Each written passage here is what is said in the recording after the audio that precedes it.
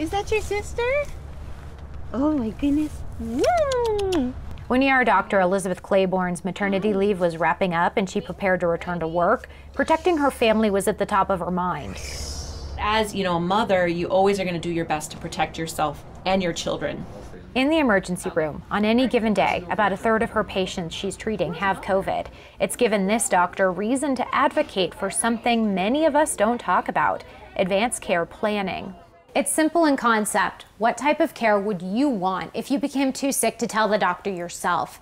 Dr. Claiborne says, especially during COVID, anyone, even young people, can make an advanced care plan.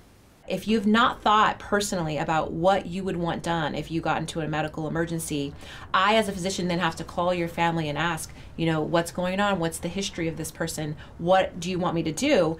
Research from the University of Pennsylvania showed the number of completed advanced care plans rose by about 5 times as much during the pandemic than before. Claiborne has one for herself and for her family members, she says, after seeing too many difficult and raw conversations from her patients. The family member trying to make a decision might be under a lot of pressure and stress to talk or think about issues related to end-of-life care or medical admissions that they've never discussed before.